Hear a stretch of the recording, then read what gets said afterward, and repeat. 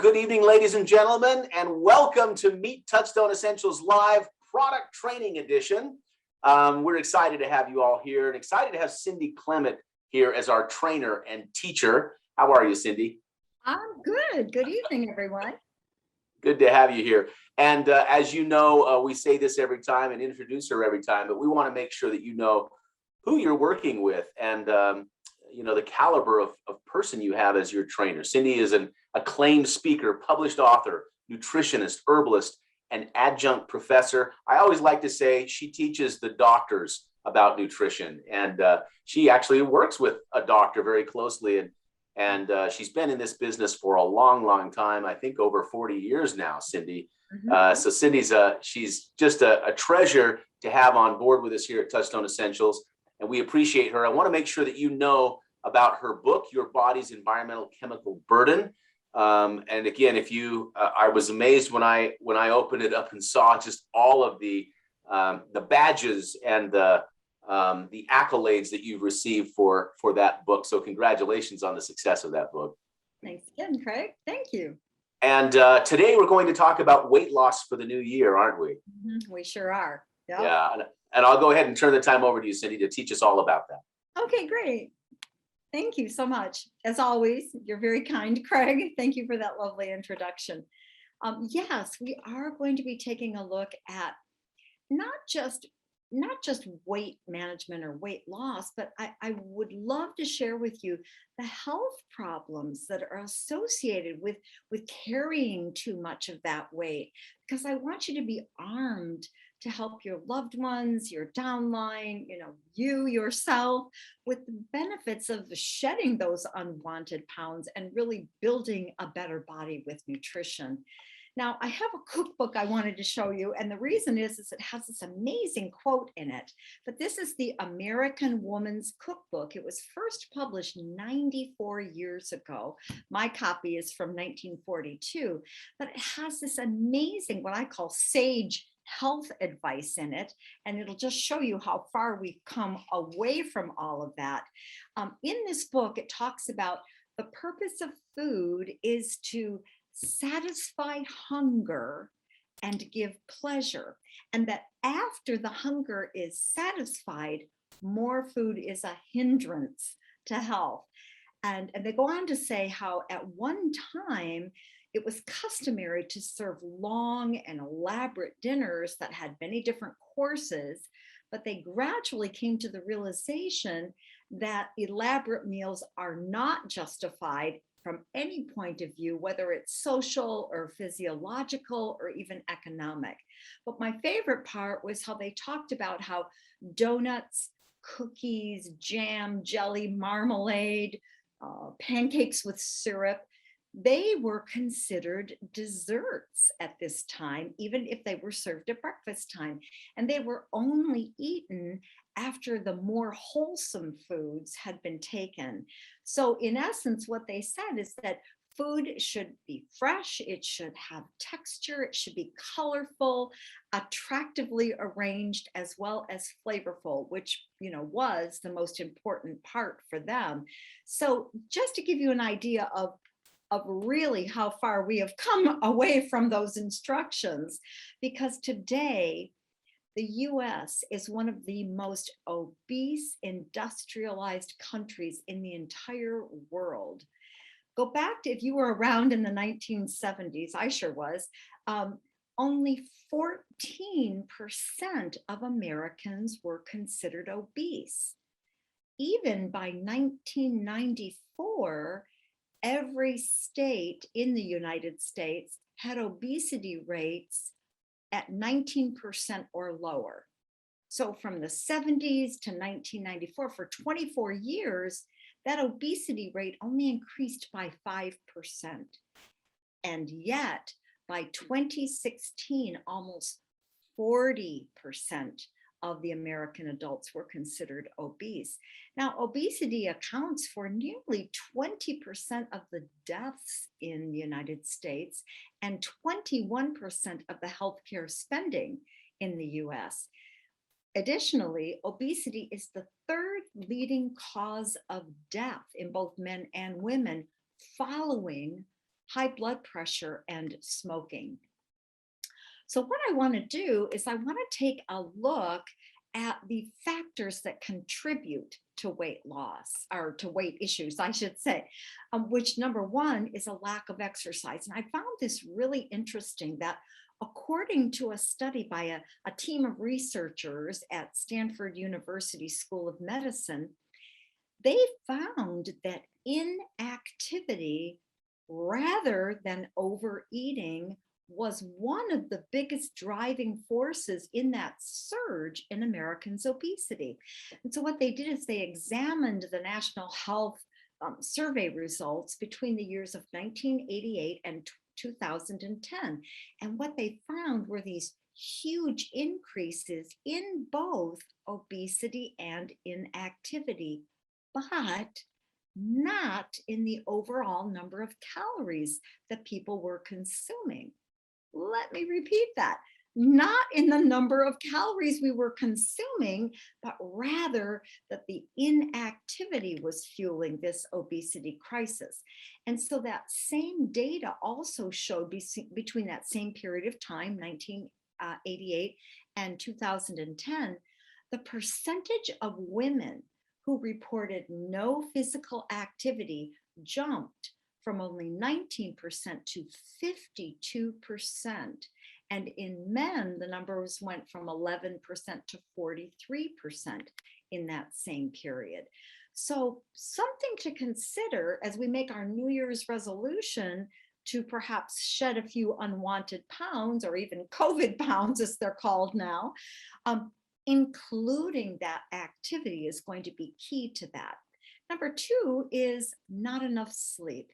Now, sleep loss creates a hormonal imbalance in the body that can promote overeating and that weight gain. There are the hormones leptin and ghrelin. They're hormones that regulate our appetite. And when we aren't getting enough sleep, the production of those two hormones get altered in a way that actually increases feelings of hunger. So for instance, ghrelin is the hormone that sends a signal to the brain to feel hunger. And it plays a very key role in regulating calorie intake and body fat levels. Whereas leptin is generated by our fat cells, and it signals to our brain to tell the body that we're full, so we stop eating. And yet, people who are obese or overweight can develop something called leptin resistance, meaning that their brain doesn't recognize the hormone to signal stop eating. So again, it bears repeating that sleep loss creates a hormonal imbalance in the body that promotes this overeating and weight gain. And in addition to that, sleep deprivation has also been associated with growth hormone deficiency and elevated cortisol levels, both of which, of course, have also been linked to obesity. Now, stress and emotion. We've got lots of research that shows that stress can actually fuel obesity because it's been linked to that comfort eating. And you all know what that is, where individuals turn to foods that are high in fat and sugar and in an attempt to make them feel better. Now, the stress hormone cortisol increases our appetite and causes that craving for sweets and fatty foods and salty foods. So stress and emotions are another factor. And lastly, of course, the metabolic disorders such as insulin resistance. They are closely related with obesity. When there is that extra glucose in your blood that you don't need for energy, and it becomes stored as fat. Now, people who have obesity are at an increased risk for really a lot of very serious and chronic conditions, as well as other health conditions. So that extra weight, for instance, can make us more likely to have high blood pressure and high cholesterol. And of course, both of those conditions make heart disease or stroke more likely. We have osteoarthritis, and that's an extremely common joint condition that can affect our larger joints like our knees or our hips or our back. And by carrying those extra pounds, you're placing pressure on those joints. And what that does is it wears away the cartilage that normally protects them. Now, the good news is, of course, that weight loss can ease the stress on the knees and the hips and the lower back and can improve those symptoms of osteoarthritis if the tissue that's cushioning the joints isn't completely worn away at that time. Now, mental stress, mental distress, such as clinical depression or anxiety and other mental disorders, have absolutely been linked to obesity, as have different types of cancer, such as colon cancer, breast cancer, cancer of the kidneys, the esophagus, of the gallbladder, the ovaries, the pancreas, and even the endometrium, which is the lining in the uterus. Again, all linked to obesity. And of course, there are even other conditions that are linked to obesity. And not all of this is just obesity, it's being overweight. If we've got, we're not obese, we've got these 25, 30 extra pounds we need to lose. We might not be obese, but my goodness, even having that extra weight increases your risk of everything that we're discussing tonight. So for instance, sleep apnea is linked to being overweight, and it causes that person to snore heavily. But what's really frightening is they briefly stop breathing during sleep. And then as a result of that, it causes daytime sleepiness, but more importantly, it makes heart disease and stroke more likely. And again, the good news is that if we get some of that weight off, we can improve that sleep apnea. And gallbladder disease and gallstones, they are certainly more common if you're overweight. And gout. Gout is another disease of the joints, and it happens when you have too much uric acid in your blood, because that extra uric acid forms crystals and then it deposits into the joints. Now, gout is certainly more common in overweight people. And as they say, the more you weigh, the more likely you are to get gout. We also are more prone to non-alcoholic fatty liver disease. It is the most common cause of chronic liver disease in the US. And of course, it's associated with obesity. Now, additionally, obesity has been significantly associated with the development of asthma, the worsening of asthma symptoms, and poor asthma control, because obesity pretty much has detrimental influences on all of our body systems, including our reproductive health. And in fact, the prevalence of obesity in infertile women is extremely high. And it's well known that there is an association between obesity and infertility and issues in pregnancy. Dysbiosis of the gut. Now, remember, dysbiosis means we've got the type of bacteria, the wrong abundance. So for instance, we've got good bacteria and bad bacteria in our gut. And when we've got lots of good stuff, it keeps the bad bacteria in check. In dysbiosis, what happens is the reverse. Now we've got too much of this stuff and not enough of the good to kind of, protect us. So dysbiosis of the gut has really attracted a lot of attention in research because of its correlation to obesity. There have been many, many, many studies that suggest that environmental contaminants such as antimicrobial properties, with antimicrobial properties, can alter the bacterial flora in the human microbiome, which makes sense because if we have an antimicrobial environmental chemical like triclosan or something like that, and that has the tendency to wipe out all the bacteria like antibiotics do. Antibiotics kill them all, good and bad. Well, that can happen as well with something like triclosan.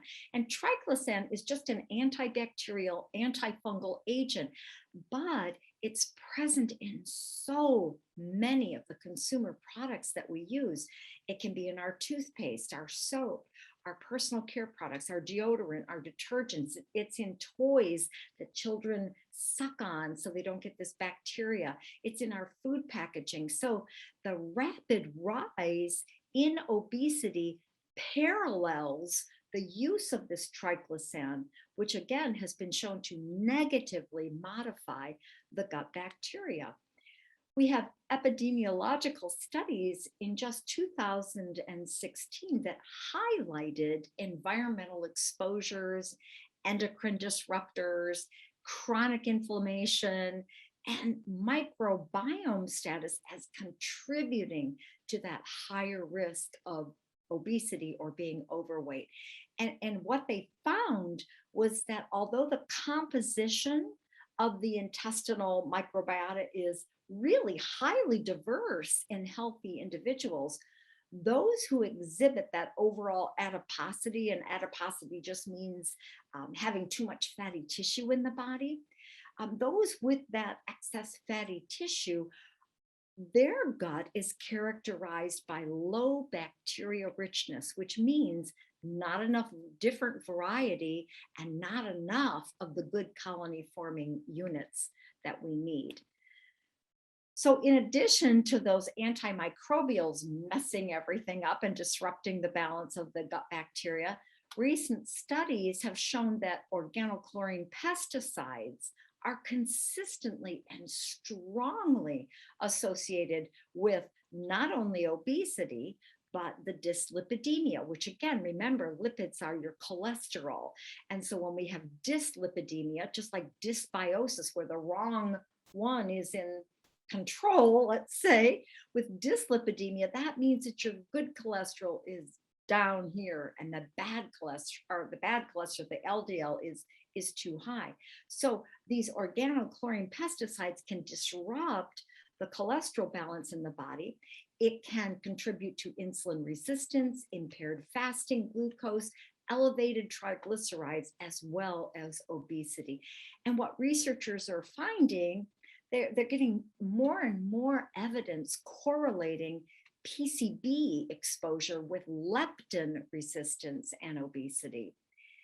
In 2013, the National Toxicology Program found that BPA, bisphenol A, and phthalates, among other chemicals, were absolutely associated with obesity.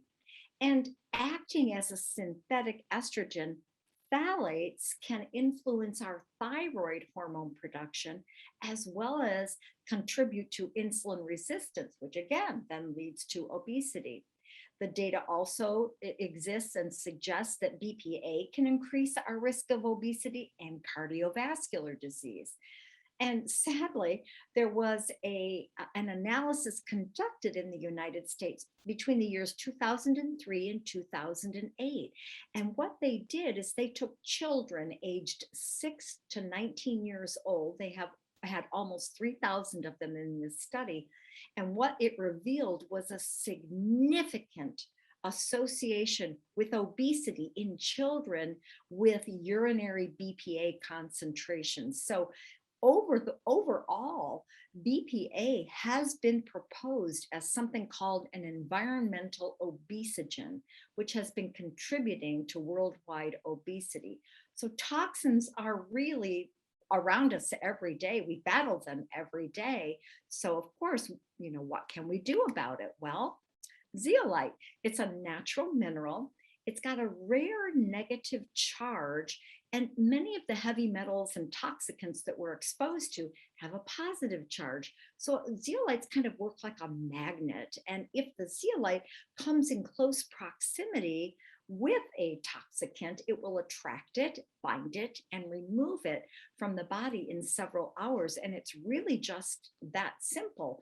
So consider doing more of the zeolite products to kind of take one more factor out. If these environmental obesogens are creating this weight problem in Americans. We've got one step already. Let's detoxify. Because when the toxicants are removed, a person is going to notice better thinking, they're going to sleep better, they're going to have a better immune system, a healthier gut. And really, it's very mild and you can use it every day and it's easy to use. 4 sprays, 3 times a day, couldn't be easier. Now, I'm certain, just see here, I'm certain by now that we all know what we shouldn't be eating. It's probably a no-brainer. So what I want to do is I want to talk about what we should be eating, which really, folks, are superfoods, because the superfoods can repair and strengthen and balance and boost our bodies, because superfoods contain antioxidants, which, by the way, in January, we're going to be doing a webinar on antioxidants and free radicals to put it into layman's terms or simple language so that you understand the importance of antioxidants in our daily diet and can share that information with your loved ones and your friends and your downline. Anyway, superfoods have these antioxidants, they have plant nutrients, they have phytonutrients, they have natural vitamins, natural minerals, and all of them build and support our body. Superfoods can strengthen our immune system. And what they do is, because it's a food, it provides those plant-based enzymes to help improve our bodily processes. Superfoods will target and strengthen the organs in the body, and they create a cellular health through improved cell signaling, through regeneration of the cells, and through proper structure in the body. But in addition to that, most people never even come close to getting enough fruits and vegetables on a daily basis. Or even more importantly, they might get enough fruits or vegetables, but they don't get the variety. They tend to eat the same few things over and over again. So there is an easy way to get a variety of multicolored fruits and vegetables, and that's going to give us the maximum plant-based, super powered nutrients that are available. So let's begin with protein. The organic super protein, of course, it's yummy, it's nutritious, it's a no bloat protein shake, and it has complete protein from plant sources. So for instance, pea protein contains all 9 of the 20 essential amino acids that our body can't make, that we need from our food. And quinoa, of course, is gluten-free and it's high in protein, and it also contains those 9 essential amino acids. Bamboo, of course, is a powerhouse of protein. And aside from that protein, we also need those omega-3 fatty acids. The super organic protein contains hemp protein powder, and that's rich in the omega-3s, along with the other plant-based omega-3 fatty acids, which are chia and flax and the sacha inchi. So the medium chain triglyceride oil that's in our super organic super protein, I always say super organic because I just think of it as super, but organic super protein. This MCT, or medium chain triglyceride oil, has been shown to reduce the LDL, the bad cholesterol, and increase that HDL, so correcting the dyslipidemia. But MCT is also a really good energy source. And when you try to lose weight next, come January or whenever, maybe you're going to start now and get your exercise program in, the MCTs can also reduce that lactic acid that builds up due to exercise and help relieve some of that discomfort. The MCT will help us use fats for energy and can help to manage our blood sugar. And MCT, the medium chain triglycerides, also help us feel satisfied and full. And that too is going to contribute to better weight management. Now, the wellspring, of course, contains the omega-3 fatty acids, and they're important. These fatty acids are important to normal functioning of all the tissues and cells in the body. The omegas, as I mentioned, are used in the formation of the cell membrane, the cell wall, and they assist in providing, improving, I'll say, circulation and oxygen intake in the body. The omegas have been shown to reduce inflammation in the body. They can promote healthy nerve functioning. So think about it. If you have extra weight on your body, you've got inflammation in the body. If you have that extra weight on the body, there might be some stress going on. When you lose weight, sometimes the skin loses its elasticity. When we have the excess body weight, perhaps we've not been eating the right kinds of sugar, so we've got these blood sugar levels that are all over the place. The omegas in research have been shown to reduce inflammation, promote healthy nerve functioning. They can slow the memory loss. They can reduce the skin aging, and they can lower our blood sugar levels. Now, omega-3 fatty acids are really best when they're obtained through a plant-based diet and not fish oil supplements. Regularly consuming antioxidants is going to help the body reduce weight by stimulating fat breakdown and boosting the growth of the friendly gut bacteria. The most powerful antioxidants are from plant compounds, of course, such as things called polyphenols from green tea, or anthocyanins from berries, and both of those of which are found in super green juice, whereas essentials is packed with natural antioxidants. And these are from organic whole foods that have been harvested at the peak of nutrition and then cold pressed. So we are getting the best nutrition that we can from these products. Now, the organic green tea extract, so for instance, in green energy, delivers those antioxidants to get your metabolism moving and kind of like, give it a little kick, something, of course, that's quite important when we're trying to shed some pounds. While in addition to its omega-3 fatty acids, Wellspring also contains turmeric root and ginger that are going to help reduce some of that inflammation, because remember, weight gain is associated with increased inflammation in the body. Now, fiber is a known way to increase fullness, and you get 3 grams of natural fiber in every scoop of super green juice. And the quinoa found in organic super protein is also high in fiber. It's a protein fiber food.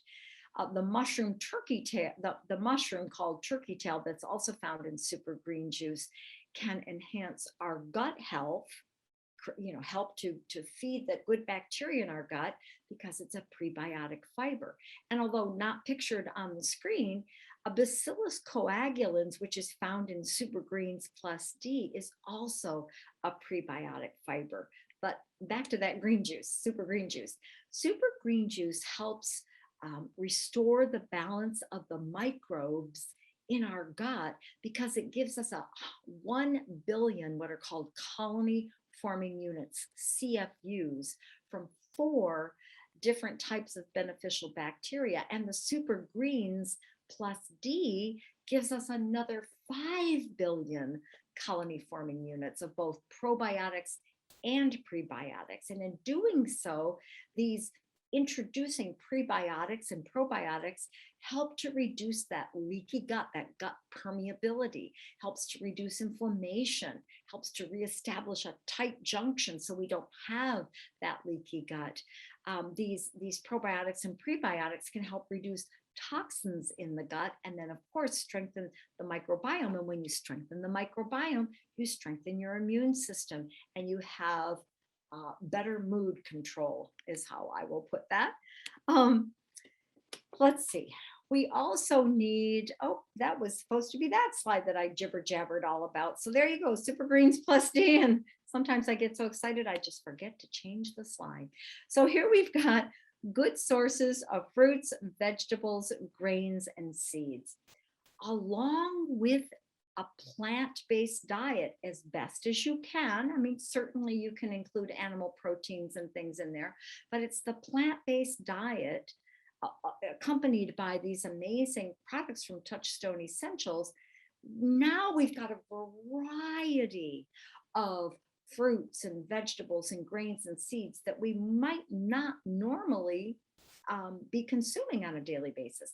So if you haven't already watched our December 2nd webinar, which was just last week, please do so, because it's going to give you a complete understanding of the actual foods in Touchstone Essentials products.